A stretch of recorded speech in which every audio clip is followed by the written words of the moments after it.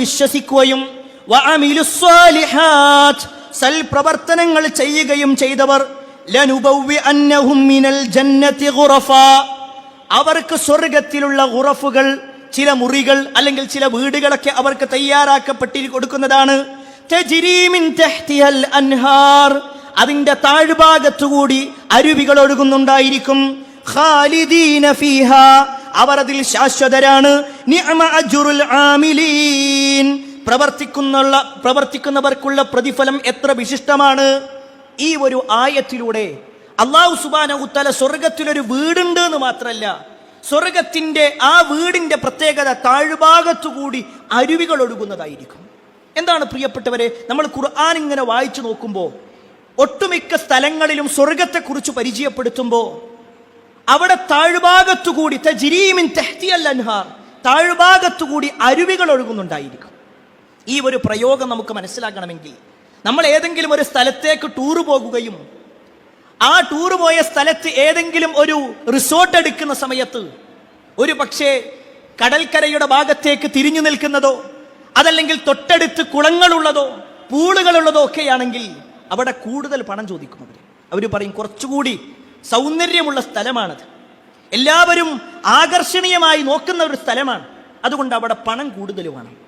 നമ്മുടെ ഭൗതികമായ ലോകത്തുള്ള അവസ്ഥ ഇതാണെങ്കിൽ അല്ലാഹു സുബ്ഹാനഹു തആല സ്വർഗ്ഗത്തിൽ ലഭിക്കുന്ന ആ സ്വർഗ്ഗത്തിൽ വീട് ലഭിക്കുന്ന അവിടെ മുറികൾ ലഭിക്കുന്ന ആളുകളെ കുറിച്ച് പറഞ്ഞത് ഏറ്റവും പ്രധാനം അവർക്ക് വിശ്വാസം ഉണ്ടാകുക, സൽക്കർമ്മങ്ങൾ പ്രവർത്തിക്കുക. പ്രിയപ്പെട്ടവരെ, നമ്മളൊക്കെ വിശ്വാസികളാണ്. നമുക്കെല്ലാം അല്ലാഹു സുബ്ഹാനഹു തആല സ്വർഗ്ഗത്തിൽ ഉന്നതമായ വീട് നൽകി അനുഗ്രഹിക്കുമാറാവട്ടെ. എന്നാൽ അതോടൊപ്പം നമ്മുടെ വിശ്വാസം എത്രത്തോളം ഉണ്ട് എന്നുള്ളത് നമ്മളൊന്ന് പരിശോധിക്കുകയും വേണം. ചില പരീക്ഷണങ്ങളൊക്കെ വരുന്ന സമയത്ത് അള്ളാഹുവിനെ കുറ്റപ്പെടുത്തുന്ന, അള്ളാഹുവിന്റെ വിധിയിൽ തൃപ്തിയില്ലാത്ത അവസ്ഥ അത് നമ്മളിലുണ്ടോ എന്ന് സ്വയം പരിശോധിക്കാൻ നമ്മൾ റെഡിയാവണം. രണ്ടാമത്തെ ഒരു കാര്യം, ഒരാൾക്ക് സ്വർഗ്ഗത്തിൽ വീടുണ്ട് എന്ന് മാത്രമല്ല, ആ വീടുകളുടെ പ്രത്യേകത നക്ഷത്രങ്ങളെപ്പോലെ അതിങ്ങനെ മിന്നിക്കൊണ്ടിരിക്കും എന്ന് മാത്രമല്ല, അതിലേക്ക് നോക്കിക്കഴിഞ്ഞാൽ അതിങ്ങനെ ചലിച്ചുകൊണ്ടിരിക്കുന്നതായിട്ട് തോന്നും. അത് ഉയർന്ന ഭാഗത്തുള്ള വീടാണ് എന്ന് മാത്രമല്ല, ആ വീടിന്റെ പ്രത്യേകത പറയാണ്. ആ വീടിന്റെ പ്രത്യേകത അതിങ്ങനെ മിന്നിക്കൊണ്ടിരിക്കും, അതുപോലെ തന്നെ അതിങ്ങനെ ചലിച്ചുകൊണ്ടിരിക്കുന്നതായിരിക്കും. അങ്ങനെയുള്ള സൗഭാഗ്യം ലഭിക്കുന്ന വലിയ വലിയ ഉന്നതമായ സൗധങ്ങൾ ലഭിക്കുന്ന ആളുകളെ കുറിച്ച് നബി സല്ലല്ലാഹു അലൈഹി വസല്ലം പറയാണ്, ഇന്ന അഹ്ലൽ ജന്നതി യതറായഊന അഹ്ലൽ ഗുറഫ് മിൻ ഫൗഖിഹിം കമാ യതറായഊനൽ കൗകബ ദുർരിയൽ ഗാബിർ ഫിൽ ഉഫ്ഖി മിനൽ മശ്രിഖി ഔൽ മഗ്രിബ്. നബി സല്ലല്ലാഹു അലൈഹി വസല്ലം പറയാണ്, സ്വർഗ്ഗത്തിൽ ചില ഗുറഫുകളുണ്ട്, ചില മുറികളുണ്ട്, ചില റൂമുകളുണ്ട്. അതിലേക്ക് ഇങ്ങനെ ആളുകളെ നോക്കുകയാണെങ്കിൽ അതിങ്ങനെ സഞ്ചരിക്കുന്നതായിട്ട് ഇങ്ങനെ കാണാൻ കഴിയും, അതിങ്ങനെ നീങ്ങിക്കൊണ്ടിരിക്കുന്നതായിട്ട് അവർക്കിങ്ങനെ കാണാൻ കഴിയും. അങ്ങനെയുള്ള ഏറ്റവും ഉന്നതമായ സ്വർഗങ്ങളുണ്ട് അല്ലെങ്കിൽ വീടുകളുണ്ട് എന്ന് റസൂലുള്ളാഹി സ്വല്ലല്ലാഹു അലൈഹി വസല്ലം പറഞ്ഞപ്പോൾ സ്വഹാബത്ത് ചോദിക്കുകയാണ്, യാ റസൂലല്ലാഹ് തിൽക മനാസിലുൽ അംബിയാ, അത് അംബിയാക്കന്മാർക്കുള്ളതാണോ? അത്രയും ഉന്നതമായ ചലിച്ചുകൊണ്ടിരിക്കുന്ന വീടുകൾ അത് അമ്പിയാക്കന്മാർക്കുള്ളതാണോ? അവരാണോ അത് നേടിയെടുക്കുന്ന ഭാഗ്യവാന്മാർ? അതല്ല മറ്റുള്ളവർക്ക് വല്ലതുമുണ്ടോ? ആ സമയത്ത് റസൂലുള്ളാഹി സ്വല്ലല്ലാഹു അലൈഹി വസല്ലം പറയാണ്, ബലാ, ആ ഉണ്ട്. വല്ലദീ നഫ്സി ബിയദി, എന്റെ ആത്മാവ് ആരുടെ കയ്യിലാണോ അവൻ തന്നെയാണ് സത്യം. റിജാലുൻ, ചില ആളുകൾക്കാണത്. ആമനൂ ബില്ലാഹ്, അല്ലാഹുവിൽ വിശ്വസിച്ച ആളുകൾ. വസദ്ദഖുൽ മുർസലീൻ, പ്രവാചകന്മാരെ സത്യപ്പെടുത്തിയവർ. അല്ലാഹുവിൽ വിശ്വസിക്കുകയും വേണം, പ്രവാചകന്മാരെ സത്യപ്പെടുത്തുകയും വേണം. ഇത് ആർക്കാണോ ഉള്ളത്, ഈ ഒരു ക്വാളിറ്റി ആർക്കാണോ ഉള്ളത്, അവർക്കുള്ളതാണ് ആ ചലിച്ചുകൊണ്ടിരിക്കുന്ന സ്വർഗീയ സൗധങ്ങളുള്ളത്. അല്ലാഹു നമുക്ക് നൽകുമാറാവട്ടെ. പ്രിയപ്പെട്ടവരെ, പ്രവാചകന്മാരെ സത്യപ്പെടുത്തുക എന്ന് പറയുമ്പോൾ അതിൽ ഒന്നാം സ്ഥാനത്തുള്ളത് നമ്മുടെ നേതാവായ അഷ്റഫുൽ ഖൽഖ് മുഹമ്മദ് മുസ്തഫ സല്ലല്ലാഹു അലൈഹി വസല്ലം തന്നെയാണല്ലോ. ആ പ്രവാചകൻ സല്ലല്ലാഹു അലൈഹി വസല്ലം എന്തു പറഞ്ഞാലും അത് സമിഅനാ വ അത്അനാ എന്ന് പറയുന്നതോടൊപ്പം വസദ്ദഖനാ, ഞങ്ങൾ ഇതാ സത്യപ്പെടുത്തിയിരിക്കുന്നു. ഒരിക്കലും യാതൊരു സംശയവുമില്ലാതെ അത് സ്വീകരിക്കാൻ നമുക്ക് റെഡിയാവണം. അവിടെയാണ് നമ്മുടെ മുൻഗാമികളിൽ ചില മാതൃകകളുണ്ട് നമുക്ക്. നബി സല്ലല്ലാഹു അലൈഹി വസല്ലമ ഇല്ലാത്ത അല്ലെങ്കിൽ പ്രവാചകൻ സല്ലല്ലാഹു അലൈഹി വസല്ലം ചില കാര്യങ്ങൾ പറയുമ്പോൾ അവരവിടെ ഇല്ല, എന്നിട്ട് പോലും അവർ നബി സല്ലല്ലാഹു അലൈഹി വസല്ലമയെ സത്യപ്പെടുത്തിയ, സാക്ഷ്യപ്പെടുത്തിയ ചില രംഗങ്ങളുണ്ട്. ഒരിക്കൽ ഹദീസിൽ കാണുവാൻ സാധിക്കും, പ്രവാചകൻ സല്ലല്ലാഹു അലൈഹി വസല്ലം ഒരു കുതിര ഒരാളോട് പറഞ്ഞു വെച്ചു. നബി സല്ലല്ലാഹു അലൈഹി വസല്ലമക്ക് ഒരു കുതിര വാങ്ങണമെന്നുണ്ട്. അങ്ങനെ നബി സല്ലല്ലാഹു അലൈഹി വസല്ലം സവാ ഇബ്നുൽ ഹാരിസ് എന്ന് പറയുന്ന ഒരു വ്യക്തിയോട് പറഞ്ഞു വെച്ചു, ഞാൻ ആ കുതിര വാങ്ങാന്ന് പറഞ്ഞു. അങ്ങനെ രണ്ടുപേരും പറഞ്ഞുറപ്പിച്ചു. നബി സല്ലല്ലാഹു അലൈഹി വസല്ലം പണമെടുക്കാൻ വേണ്ടിയിട്ട് പോയി. തിരിച്ചു വന്നപ്പോഴേക്ക് ഇയാൾ അത് മറ്റൊരാൾക്ക് കൊടുക്കാൻ തീരുമാനിച്ചു. ഒരിക്കലും ചെയ്യാൻ പാടില്ലാത്ത, ഒരാൾക്കും ചെയ്യാൻ പാടില്ലാത്ത ഒരു കാര്യം. പക്ഷേ അയാൾക്ക് കുറച്ചുകൂടി ലാഭം കിട്ടുമെന്നോ മറ്റോ തോന്നിയപ്പോ അയാൾ അത് കുറച്ച് കൂടുതൽ വിലക്ക് കൊടുക്കാൻ വേണ്ടിയിട്ട്, അല്ലെങ്കിൽ നബി സല്ലല്ലാഹു അലൈഹി വസല്ലമയോട് പറഞ്ഞുറപ്പിച്ച കാര്യം അയാൾ മാറ്റിക്കൊടുക്കണം. അപ്പൊ റസൂലുള്ളാഹി സ്വല്ലല്ലാഹു അലൈഹി വസല്ലം അവിടുന്ന് ചോദിക്കാണ്, ഞാൻ നിങ്ങളോട് ഇത് വാക്ക് പറഞ്ഞതല്ലേ? ഞാൻ നിങ്ങളോട് വാക്ക് പറഞ്ഞതായിരുന്നല്ലോ. ആ സമയത്ത് അയാൾ പറഞ്ഞു, നിങ്ങൾ പറഞ്ഞിട്ടില്ല, ഞാൻ അങ്ങനെ സാക്ഷി നിന്നിട്ടുമില്ല. ഇയാൾ വേഗം വാക്ക് മാറി. ഉടനെ റസൂലുള്ളാഹി സ്വല്ലല്ലാഹു അലൈഹി വസല്ലം അവിടുന്ന് ചോദിക്കാണ്, ആരാണ് എന്നെ സാക്ഷ്യപ്പെടുത്താനുള്ളത്? എന്നെ സത്യപ്പെടുത്താൻ ആരാണുള്ളത്? ആ സമയത്ത് ഹുസൈമ റളിയല്ലാഹു അൻഹു, ഹുസൈമത്ത് ഇബ്നു സാബിത്ത് റളിയല്ലാഹു അൻഹു, അദ്ദേഹം പറഞ്ഞു, പ്രവാചകരെ, ഞാനുണ്ട്, നിങ്ങൾ അയാളോട് വാക്ക് പറഞ്ഞു എന്നതിന് ഞാൻ സാക്ഷിയാണ്. ആ സമയത്ത് പ്രവാചകൻ സല്ലല്ലാഹു അലൈഹി വസല്ലമ അയാളോട് ചോദിക്കാണ്, ഈ സ്വഹാബിനോട്, ഹുസൈമത്ത് ഇബ്നു സാബിത്ത് റളിയല്ലാഹു അൻഹു ചോദിക്കാണ്, മാ ഹമലക അല ഷഹാദ വലം തകുൻ മഅഹു, അല്ല, നിങ്ങൾ എങ്ങനെയാണ് സാക്ഷി നിൽക്കുക? നിങ്ങൾ അദ്ദേഹത്തിന്റെ കൂടെ ഉണ്ടായിരുന്നില്ലല്ലോ. നബി സല്ലല്ലാഹു അലൈഹി വസല്ലമയോട് കുതിര തരാ എന്ന് പറഞ്ഞ വ്യക്തിയുടെ അടുക്കൽ നിങ്ങൾ ഉണ്ടായിട്ടില്ല. ഞങ്ങൾ രണ്ടുപേരും പറയുന്ന സമയത്ത് നിങ്ങൾ അവിടെ ഇല്ല, പിന്നെ നിങ്ങൾ എങ്ങനെ സാക്ഷി നിൽക്കും? ആ സമയത്ത് ഹുസൈമത്ത് ഇബ്നു സാബിത്ത് റളിയല്ലാഹു അൻഹു പറയുന്ന ഒരു വാചകമുണ്ട്. പ്രിയപ്പെട്ടവരെ, നമ്മൾ ഓരോരുത്തരും നമ്മുടെ മനസ്സിൽ അടിവരയിടേണ്ട ഒരു വാക്കുണ്ട്. ഹുസൈമ റളിയല്ലാഹു അൻഹു പറയാണ്, സദഖ്ത യാ റസൂലല്ലാഹ്, അല്ലാഹുവിന്റെ റസൂലേ, നിങ്ങൾ പറഞ്ഞത് സത്യമാണ്. അഥവാ നിങ്ങൾ രണ്ടുപേരും കരാറ് പറയുമ്പോൾ ഞാൻ അവിടെ ഉണ്ടായിരുന്നില്ല. പക്ഷേ വലാകിൻ സദ്ദഖ്തുക ബിമാ ഖുൽത വഅറഫ്തു അന്നക ലാ തഖൂലു ഇല്ലാ ഹഖ്ഖ, ഞാൻ ഉറപ്പിച്ച ഒരു കാര്യമുണ്ട്, ഞാൻ സത്യപ്പെടുത്തിയ ഒരു കാര്യമുണ്ട്, നിങ്ങൾ ഒരിക്കലും കളവ് പറയൂല, നിങ്ങൾ സത്യമല്ലാതെ പറയൂല. നിങ്ങളുടെ നാവിൽ നിന്ന് എന്ത് വന്നാലും അത് സത്യമാണെന്ന് വിശ്വസിക്കുന്ന ആളാണ്, അത് സത്യപ്പെടുത്തുന്ന ആളാണ് ഞാൻ. അങ്ങനെയുള്ള നിങ്ങൾ അള്ളാന്റെ അടുക്കൽ നിന്ന് വഹി വരുന്നുണ്ട് എന്ന് പറയുമ്പോൾ ഞങ്ങളത് വിശ്വസിക്കുന്നുണ്ടെങ്കിൽ ഈ ഒരു വ്യക്തിയോട് നിങ്ങൾ ഒരിക്കലും കളവ് പറയൂല എന്ന സാക്ഷ്യം മതി എനിക്ക്. ഇത് റസൂലുള്ളാഹി സ്വല്ലല്ലാഹു അലൈഹി വസല്ലമയോട് ഹുസൈമത്ത് ഇബ്നു സാബിത്ത് റളിയല്ലാഹു അൻഹു പറഞ്ഞപ്പോൾ നബി സല്ലല്ലാഹു അലൈഹി വസല്ലം പറയാണ്, തീർച്ചയായും നിങ്ങളുടെ സാക്ഷ്യം മതിയായതാണ്. ചരിത്രത്തിൽ കാണുവാൻ സാധിക്കും, ഏതൊരു കാര്യത്തിലും രണ്ട് സാക്ഷി വേണമെന്നുണ്ട്. പക്ഷേ ഈ ഹുസൈമത്ത് ഇബ്നു സാബിത്ത് റളിയല്ലാഹു അൻഹുവിന്റെ ഈ ഒരൊറ്റ നിലപാട് കൊണ്ട് നബി സല്ലല്ലാഹു അലൈഹി വസല്ലം പറയാണ്, രണ്ടു പേർക്കുള്ള സാക്ഷ്യം ഹുസൈമയുടെ ഒരൊറ്റ സാക്ഷ്യത്തിന് പകരമാകുന്നു. ചരിത്രത്തിൽ അങ്ങനെ ഒറ്റ ആളെ പറഞ്ഞിട്ടുള്ളൂ, അത് ഈ ഹുസൈമത്ത് ഇബ്നു സാബിത്ത് റളിയല്ലാഹു അൻഹു. അവിടെ ഇല്ലാഞ്ഞിട്ട് കൂടി അദ്ദേഹം പറയാണ്, ഞാൻ സത്യപ്പെടുത്തിയിട്ടുണ്ട്. പ്രിയപ്പെട്ടവരെ, നമ്മൾ ആരും റസൂലുള്ളാഹി സ്വല്ലല്ലാഹു അലൈഹി വസല്ലമയെ നേർക്കുനേരെ കണ്ടിട്ടില്ല. വിശുദ്ധ ഖുർആൻ ആകാശത്ത് നിന്ന് ഇറങ്ങുന്നതോ പ്രവാചകൻ സല്ലല്ലാഹു അലൈഹി വസല്ലമയുടെ അടുക്കലേക്ക് ജിബ്രീൽ വന്നതോ നമ്മൾ കണ്ടിട്ടില്ല. പക്ഷേ ആമന്ന, നമ്മൾ വിശ്വസിക്കുന്നു എങ്കിൽ വിശുദ്ധ ഖുർആനിൽ ഒരു ആയത്തുണ്ട് എന്ന് പറഞ്ഞാൽ, നബി സല്ലല്ലാഹു അലൈഹി വസല്ലമ ഇങ്ങനെ ഒരു ഹദീസ് പറഞ്ഞിട്ടുണ്ട് എന്ന് പറഞ്ഞാൽ, പിന്നെ അവിടെ ഒരു ശങ്ക, ഒരു സംശയം, അത് വിശ്വാസിക്കുണ്ടാവില്ല. വിശ്വാസിയെ സംബന്ധിച്ചിടത്തോളം അള്ളാഹു പറഞ്ഞു, റസൂലുള്ളാഹി സ്വല്ലല്ലാഹു അലൈഹി വസല്ലം പറഞ്ഞു എന്ന് പറഞ്ഞാൽ പിന്നെ പൂർണ്ണമായി അത് സ്വീകരിക്കുന്നവരാണ്. എങ്കിൽ പ്രിയപ്പെട്ടവരെ, അങ്ങനെയുള്ള ആളുകൾക്ക് അള്ളാഹുവിൽ വിശ്വസിക്കുകയും പ്രവാചകന്മാരെ സത്യപ്പെടുത്തുകയും ചെയ്യുക എന്ന ആ വലിയ ഒരു ദൗത്യം ഏറ്റെടുത്തവരാരാണോ അവർക്കാണ് ആകാശത്തുകൂടി നീങ്ങിക്കൊണ്ടിരിക്കുന്ന സൗദങ്ങളുള്ളത് എന്ന് റസൂലുള്ളാഹി സ്വല്ലല്ലാഹു അലൈഹി വസല്ലം നമ്മെ പഠിപ്പിക്കുന്നു. മൂന്നാമത്തെ കാര്യമാണ് ളുഹാ നമസ്കരിക്കുക എന്നുള്ളത്. ഒരു പക്ഷേ പല ആളുകൾക്കും എന്താണ് ആ നിസ്കാരം എന്നുവരെ അറിയാത്തവരുണ്ടാകും, എത്രയാണ് നിസ്കരിക്കേണ്ടതെന്ന് അറിയാത്തവരുണ്ടാകും, എപ്പോഴാണ് നിസ്കരിക്കേണ്ടത് എന്ന് അറിയാത്തവരുണ്ടാകും. എന്നാൽ കേട്ടോ, റസൂലുള്ളാഹി സ്വല്ലല്ലാഹു അലൈഹി വസല്ലം പറയാണ്, മൻ സല്ല ദുഹ അർബഅ, ആരെങ്കിലും ദുഹാ നമസ്കാരം 4 റക്അത്ത് നമസ്കരിച്ചാൽ, വഖബലൽ ഊല അർബഅൻ, അഥവാ അതുപോലെ തന്നെ ദുഹറിന് മുമ്പുള്ള 4 റക്അത്തും ഒരാൾ നിസ്കരിച്ചാൽ, ബനല്ലാഹു ലഹു ബൈതൻ ഫിൽ ജന്ന, അല്ലാഹു സുബ്ഹാനഹു വതആല സ്വർഗ്ഗത്തിൽ ഒരു വീട് അയാൾക്ക് കൊടുക്കും. രണ്ട് കാര്യങ്ങളാണ് നബി സല്ലല്ലാഹു അലൈഹി വസല്ലം ഈ ഹദീസിൽ പറഞ്ഞത്. ഒന്ന്, ളുഹാ നമസ്കാരം 4 റക്അത്ത് ഒരാൾ നിസ്കരിക്കുക. രണ്ടാമത്തത്, ളുഹർ നമസ്കാരത്തിന്റെ മുമ്പുള്ള 4 റക്അത്ത് നമ്മൾ കഴിഞ്ഞ ആഴ്ചയിൽ സൂചിപ്പിച്ചിരുന്നു, റവാത്തിബ് നമസ്കാരവുമായി ബന്ധപ്പെട്ടുകൊണ്ട്. അതുപോലെ തന്നെ അതേപോലെ അതിലേക്ക് ചേർത്ത് വെക്കേണ്ട ഒരു കാര്യം കൂടിയാണിത്. എന്നാൽ എന്താണ് പ്രിയപ്പെട്ടവരെ ഈ നമസ്കാരത്തിന്റെ പ്രാധാന്യം? ഒരു പക്ഷേ നമ്മളൊക്കെ ഇങ്ങനെ കേൾക്കുന്നുണ്ട് ളുഹ, അതിന്റെ സമയം എപ്പോഴാണെന്ന് ചോദിച്ചാൽ, സൂര്യൻ ഇങ്ങനെ ഉദിച്ചതിന് ശേഷം 20 മിനിറ്റ് കഴിഞ്ഞാൽ ളുഹറിന്റെ സമയമാകുന്നതിന്റെ 20 മിനിറ്റ് മുമ്പ് വരെയുള്ള സമയം, അത്രയും സമയമുണ്ട്. നമ്മൾ ഉദയം എന്നൊക്കെ ഇങ്ങനെ പറയും. ആ ഉദയം കഴിഞ്ഞിട്ട് ഒരു 20 മിനിറ്റ് കഴിഞ്ഞാൽ, തുടങ്ങണം. അത് കഴിഞ്ഞിട്ട് ളുഹർ നമസ്കാരത്തിന്റെ മുമ്പ്, ളുഹർ ബാങ്കിന്റെ ഒരു 20 മിനിറ്റ് മുമ്പ് വരെയുള്ള സമയമുണ്ട്. അത് 11 മണിക്ക് നമസ്കരിക്കാം, 11:30 നമസ്കരിക്കാം, 10 മണിക്ക് നമസ്കരിക്കാം, 9 മണിക്ക് നമസ്കരിക്കാം, ഒന്നും കുഴപ്പമില്ല. ഈ ഒരു നമസ്കാരത്തിന്റെ പ്രാധാന്യം കേട്ടോ. റസൂലുള്ളാഹി സ്വല്ലല്ലാഹു അലൈഹി വസല്ലമയോട് പ്രവാചകരെ എനിക്കൊരു ഉപദേശം തരാമോ എന്ന് ചോദിച്ചവരോടും നബി സല്ലല്ലാഹു അലൈഹി വസല്ലം പ്രത്യേകം സഹാബത്തിനെ ചേർത്ത് നിർത്തിക്കൊണ്ട് ഞാൻ നിന്നെ ചില കാര്യങ്ങൾ ഉപദേശിക്കാം എന്ന് പറഞ്ഞതിലൊക്കെ ഇത് കാണാൻ കഴിയും. മഹാനായ അബൂ ഹുറൈറ റളിയല്ലാഹു അൻഹു പറയാണ്, ഔസാനി ഖലീലി, എൻ്റെ ഖലീലായ പ്രവാചകൻ എന്നെ ഉപദേശിച്ചു. എന്നിട്ട് നബി സല്ലല്ലാഹു അലൈഹി വസല്ലം നൽകിയ ഉപദേശങ്ങൾ ഇങ്ങനെ എണ്ണിയ കൂട്ടത്തിൽ ഒന്ന് പറഞ്ഞാൽ എന്താ അറിയോ? ദുഹാ നമസ്കാരം ഒഴിവാക്കരുത്, ദുഹാ നമസ്കാരം നിർവഹിക്കണം.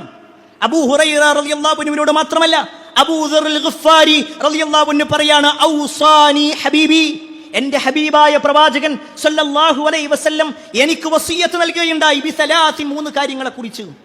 അതിലൊന്നെന്താണെന്നറിയോ? ളുഹ നമസ്കരിക്കണം, ളുഹ ഒഴിവാക്കരുത് എന്നുള്ളതാണ്. ഇനി ഒന്നുകൂടി കേട്ടോ, റസൂലുള്ളാഹി സ്വല്ലല്ലാഹു അലൈഹി വസല്ലം പറയാണ്, മനുഷ്യന്റെ ശരീരത്തിൽ 360 സന്ധികളുണ്ട്. ഈ 360 സന്ധികൾ കൊണ്ടും ഒരാൾക്ക് ആരാധന ചെയ്യണമെന്നുണ്ടോ? 360 സന്ധികൾ കൊണ്ടും ഒരാൾക്ക് ആരാധന ചെയ്യണമെന്നുണ്ടോ? എങ്കിൽ അയാൾ ദുഹാ നമസ്കരിക്കട്ടെ.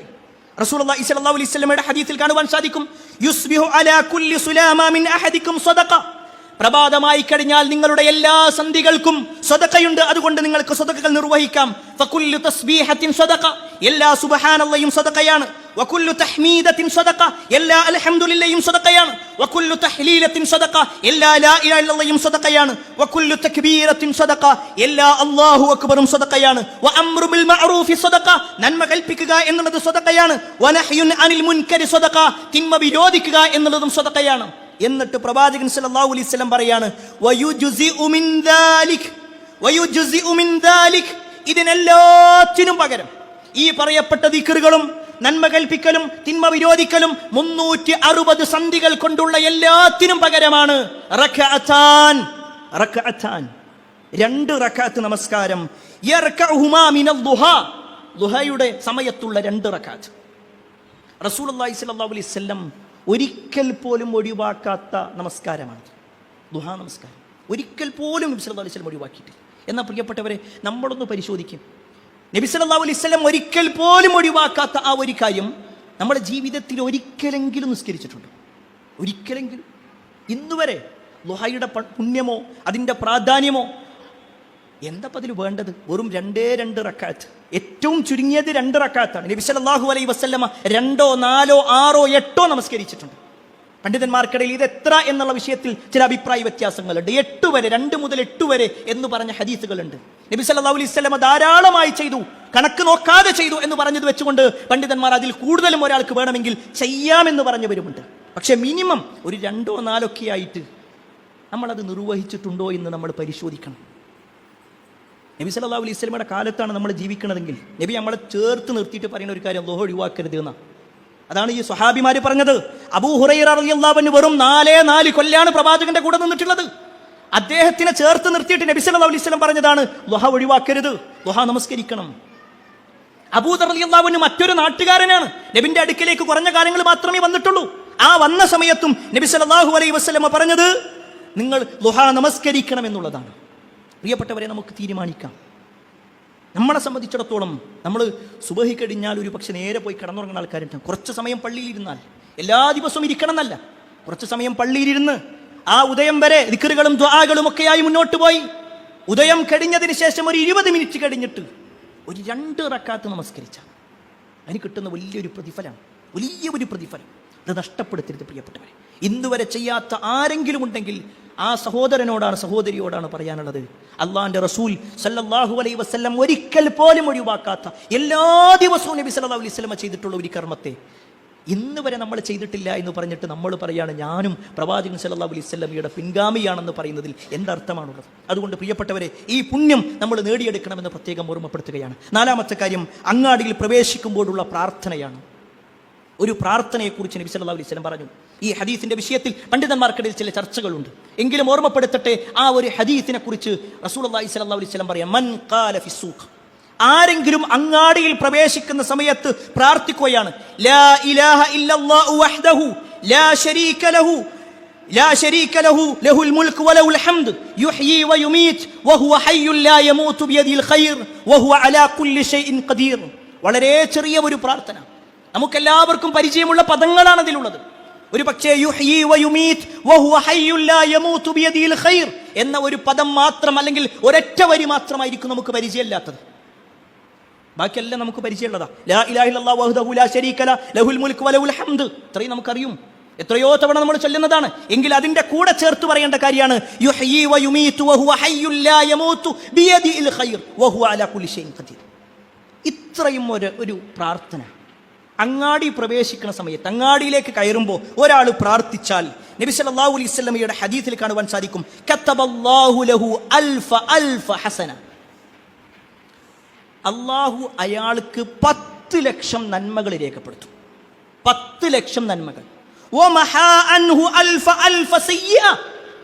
അവന്റെ 10 ലക്ഷം പാപങ്ങൾ അല്ലാഹു സുബ്ഹാനഹു വ തആല മായ്ച്ചു കൊടുക്കും. ബനല്ലാഹു ലഹു ബൈതൻ ഫിൽ ജന്ന. അയാൾക്ക് സ്വർഗ്ഗത്തിൽ ഒരു വീടും കൊടുക്കും. ആകെ ഒരൊറ്റ പ്രാർത്ഥന. ഒരു പക്ഷേ നമ്മളൊന്ന് കുറച്ച് സമയമൊന്ന് ഇരുന്നിട്ട് പഠിച്ചാൽ മനപ്പാടമാക്കാൻ കഴിയുന്നത്. ഇനി മനപ്പാടം അറിയില്ലേ, ഒരു പേപ്പറിൽ എഴുതി നമ്മുടെ പേഴ്സിൽ വെക്കുക. എപ്പോഴൊക്കെ അങ്ങാടിയിലേക്ക് പോകുന്നുണ്ടോ ആ സമയത്ത് നമ്മൾ ഈ ഒരു പ്രാർത്ഥന നിർവഹിക്കുന്നുവെങ്കിൽ കതബല്ലാഹു ലഹു അൽഫ ഹസന വമഹാ അൻഹു അൽഫ സയ്യ ബനല്ലാഹു ലഹു ബൈതൻ ഫിൽ ജന്ന. 10 ലക്ഷം നന്മകൾ. ഒരു ചെറിയ ഒരു വാക്ക് പറഞ്ഞാൽ അല്ലാഹു സുബ്ഹാനഹു വ തആല നമുക്ക് നൽകുമെങ്കിൽ പ്രിയപ്പെട്ടവരെ, ആ ഒരു പ്രാർത്ഥന നമ്മൾ മനസ്സിലാക്കണം, അത് പഠിക്കണം, നമ്മൾ നിർവഹിക്കുകയും വേണം. അതുപോലെ തന്നെ 5-ാമത്തെ കാര്യം, സ്വർഗത്തിൽ വീട് ലഭിക്കുന്ന ഒരു പ്രവർത്തനമാണ് രോഗിയെ സന്ദർശിക്കുക എന്നുള്ളത്. രോഗിയെ സന്ദർശിക്കുക. പലപ്പോഴും നമ്മൾ രോഗിയെ സന്ദർശിക്കാറുള്ളത് അയാളുടെ വലിപ്പം നോക്കിയിട്ടോ അയാൾ നമുക്ക് ചെയ്തു തരുന്ന സൗകര്യങ്ങൾ നോക്കിയിട്ടോ ആയിരിക്കും. എന്നാൽ അങ്ങനെയല്ല. റസൂലുള്ളാഹി സ്വല്ലല്ലാഹു അലൈഹി വസല്ലം പറയാണ്, ഇദാ ആദർ റജുലു അഖാഹു ഔ സാറഹു. ഒരാൾ തന്റെ സഹോദരൻ രോഗിയായിരിക്കെ ആ രോഗിയെ സന്ദർശിച്ചു. അതല്ലെങ്കിൽ വെറുതെ ഒരു സന്ദർശനം, തന്റെ സുഹൃത്താണ്, തന്റെ സഹോദരനാണ്, ആദർശ ബന്ധുവാണ് എങ്കിൽ അവനെ ഒന്ന് സന്ദർശിച്ചാൽ ഖാലല്ലാഹു ലഹു, അവനോട് അല്ലാഹു സുബ്ഹാനഹു വ തആല പറയും, തിബ്ത വതാബ മംശാക് വതവവഅത മൻസിലൻ ഫിൽ ജന്ന. നീ നിന്റെ നടത്തം നന്നാക്കി, നീ നല്ലത് ചെയ്തു, നിന്റെ നടത്തം നീ നന്നാക്കി, നിനക്ക് അല്ലാഹുവിന്റെ അടുക്കൽ നല്ല ഒരു വീട് തയ്യാറാക്കുകയും ചെയ്യപ്പെട്ടു. എന്താ വേണ്ടത്? രോഗിയെ സന്ദർശിച്ചാൽ മതി. അത് കുടുംബക്കാരൻ തന്നെയാവണമെന്നില്ല, അയൽവാസികൾ തന്നെയാവണമെന്നില്ല, കൂട്ടുകാരൻ തന്നെയാവണമെന്നില്ല.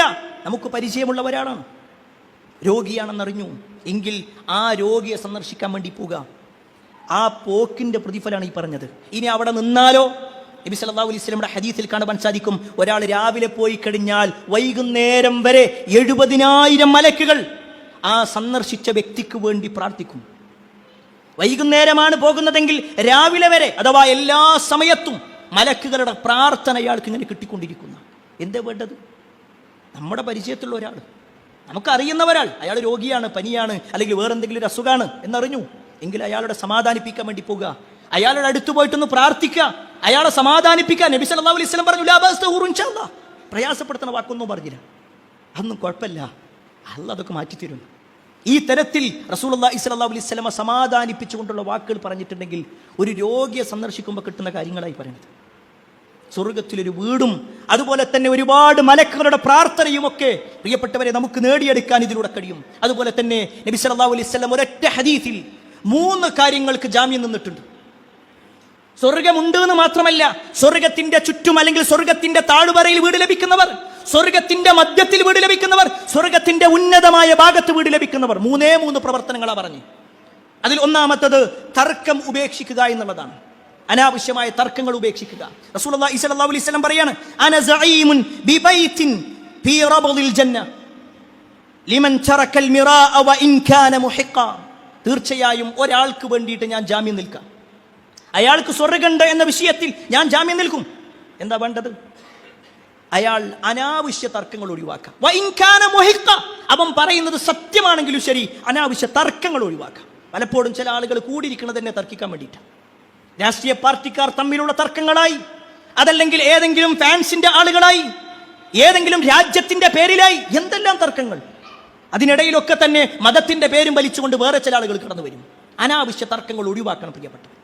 ആവശ്യമെങ്കിൽ മാത്രം, അത് അത്യാവശ്യമെങ്കിൽ മാത്രം ചില കാര്യങ്ങൾ നമുക്ക് പറയാം, ചില കാര്യങ്ങൾ സംസാരിക്കാം.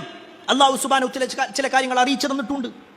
അങ്ങനെ ദീനുമായി ചില ആളുകൾ തെറ്റിദ്ധരിക്കുന്നുണ്ടെങ്കിൽ ആ തെറ്റിദ്ധാരണ തിരിച്ചു കൊടുക്കാം. പറഞ്ഞിട്ട് പിന്നെയും അയാൾ അങ്ങനെ തന്നെയാണോ എങ്കിൽ അയാൾക്ക് അയാളുടെ വഴി. അതല്ലാതെ അയാളുടെ പിന്നാലെ നടന്ന് തർക്കത്തിനോട് തർക്കം വെച്ചുകൊണ്ട് തർക്കിക്കാനായി കൂടിയിരുന്നു കൊണ്ട് അതിനൊന്നും ആവശ്യമില്ല. ഇതൊക്കെ നമ്മുടെ സ്വർഗ്ഗം നഷ്ടപ്പെടുത്തുന്ന കാര്യമാണ്. അതുപോലെ തന്നെ റസൂലുള്ളാഹി സ്വല്ലല്ലാഹു അലൈഹി വസല്ലം പറഞ്ഞു, വബിബൈത്തിൻ ഫീ വസത്തിൽ ജന്ന ലിമൻ തറക്കൽ കദിബ വഇൻ കാന മാസിഹാ. സ്വർഗ്ഗത്തിന്റെ നടുവിൽ ഒരാൾക്ക് വീടുണ്ട്.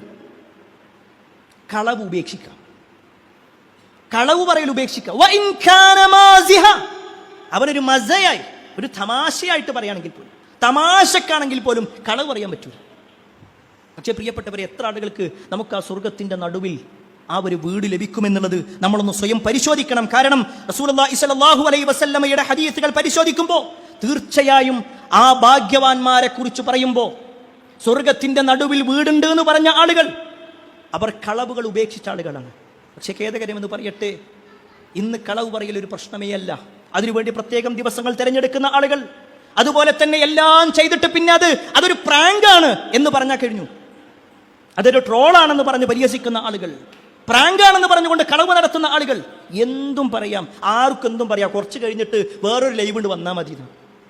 വിശ്വാസി അങ്ങനെയല്ല, വിശ്വാസി അങ്ങനെയല്ല. വിശ്വാസിയുടെ നാവ് അവൻ ശ്രദ്ധിക്കും. എന്ത് കാര്യം വിളിച്ചു പറയാനുള്ളതല്ല വിശ്വാസിന്റെ നാവ്. അതുകൊണ്ട് പ്രിയപ്പെട്ടവരെ, ആ ഒരു കാര്യം കൂടി നമ്മൾ ശ്രദ്ധിക്കണം. അതുപോലെ തന്നെ റസൂലുള്ളാഹി സ്വല്ലല്ലാഹു അലൈഹി വസല്ലമ എടുത്തു പറഞ്ഞ മൂന്നാമത്തെ കാര്യം, വബിബൈത്തിൻ ഫീ അഅലൽ ജന്ന ലിമൻ ഹസ്സന ഖുൽഖഹു. സ്വർഗത്തിന്റെ ഏറ്റവും ഉന്നതമായ ഭാഗത്ത് ഒരാൾക്ക് വീടുണ്ട്. ഏറ്റവും ഉന്നതമായ ഭാഗത്ത് വീട് ലഭിക്കുന്ന ആളുകൾ അവന്റെ സ്വഭാവം നന്നാക്കുന്നവരായിരിക്കും, സൽ സ്വഭാവികളായിരിക്കും. സ്വഭാവം നന്നാക്കുക. ഈ സൽ സ്വഭാവത്തിന്റെ വിഷയം നബി സല്ലല്ലാഹു അലൈഹി വസല്ലം ഒന്നുകൂടി പറഞ്ഞു. നാളെ പരലോകത്ത് തുലാസ് ഉണ്ട്, മീസാൻ, നന്മയും തിന്മയും തൂക്കുന്നത്. ആ നന്മയുടെ തട്ടിൽ ഏറ്റവും കൂടുതൽ കനം തൂങ്ങുന്നത് സൽ സ്വഭാവമാണ്. റസൂലുള്ളാഹി സ്വല്ലല്ലാഹു അലൈഹി വസല്ലമയുടെ സ്വഭാവത്തെക്കുറിച്ച് ഒരാൾക്ക് പോലും അഭിപ്രായ വ്യത്യാസം ഉണ്ടായിട്ടില്ല. നബി സല്ലല്ലാഹു അലൈഹി വസല്ലമയുടെ ശത്രുക്കൾ ഉണ്ടായിരുന്നു.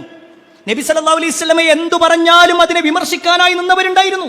പക്ഷേ അവർക്ക് പോലും പ്രവാചകൻ സല്ലല്ലാഹു അലൈഹി വസല്ലമയുടെ സ്വഭാവത്തെക്കുറിച്ചോ നബി സല്ലല്ലാഹു അലൈഹി വസല്ലമയുടെ വ്യക്തി ജീവിതത്തെക്കുറിച്ചോ നബി സല്ലല്ലാഹു അലൈഹി വസല്ലമയുടെ സംസാരത്തെക്കുറിച്ചോ ഒന്നും പറയാനില്ല.